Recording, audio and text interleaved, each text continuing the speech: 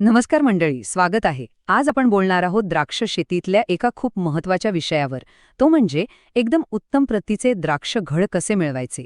आणि ह्या सगळ्याचा संबंध आहे योग्य पोषण आणि सगळ्यात महत्त्वाचं योग्य वेळेचा. आता बघा, प्रत्येक द्राक्ष बागायतदाराच्या मनात हाच प्रश्न असतो, बरोबर ना, की आपल्याला एकदम जबरदस्त भरघोस घड मिळावेत. साहजिकच आहे. मग आज आपण हेच बघणार आहोत की हे ध्येय आपण नक्की गाठू कसं शकतो. तर मग हे लक्ष्य मिळवण्यासाठी नक्की लागतं तरी काय? उत्तर अगदी सोपं आहे. योग्य वेळी योग्य सपोर्ट. म्हणजे बघा, द्राक्षवेलीच्या आयुष्यात एक अशी नाजूक वेळ येते जेव्हा तिला आपल्या मदतीची सगळ्यात जास्त गरज असते. आणि तीच वेळ आहे यशाची खरी किल्ली. आणि तो निर्णायक टप्पा म्हणजे फुलोरा अवस्था. हो, हीच ती स्टेज आहे जी आपल्या संपूर्ण हंगामाचं भविष्य ठरवते. असं समजा की आपल्या भरघोस यशाचा पाया याच अवस्थेत घातला जातो. अच्छा, चला तर मग हे नीट समजून घेऊया. साधारणपणे काय होतं, छाटणी झाली की त्यानंतर साधारण 30 दिवसांनी हा फुलोऱ्याचा महत्वाचा टप्पा सुरू होतो. म्हणजे आपल्या हातात एक 30 दिवसांची विंडो आहे. आणि हीच विंडो आपल्यासाठी सगळ्यात जास्त महत्वाची आहे. मग या फुलोऱ्याच्या अवस्थेत नेमकं घडतं तरी काय? तर इथे घडते एक अत्यंत महत्वाची नैसर्गिक क्रिया. तिला आपण म्हणतो परागीभवन.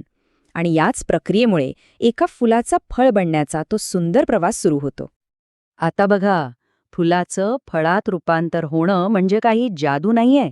ही एक पूर्णपणे जैविक प्रक्रिया आहे.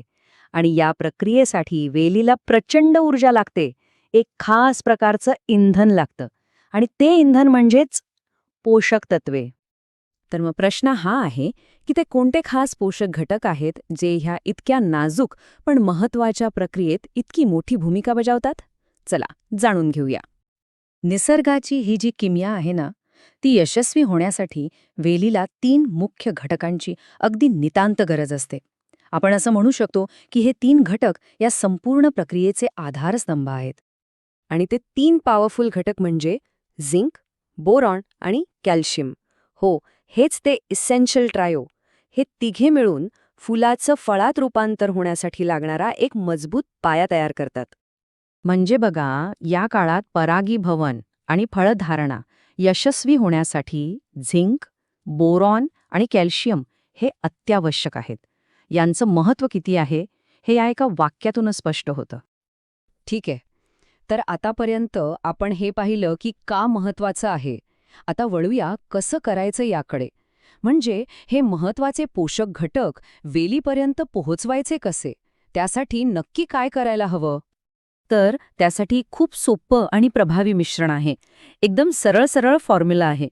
प्रति लिटर पाण्यामध्ये आपल्याला घ्यायचा आहे बासफोलियर झेडनफ्लो 1 मिली, बासफोलियर बोरोएसेल अर्धा मिली म्हणजे 0.5 मिली आणि बासफोलियर कव्हर एसेल 2 मिली.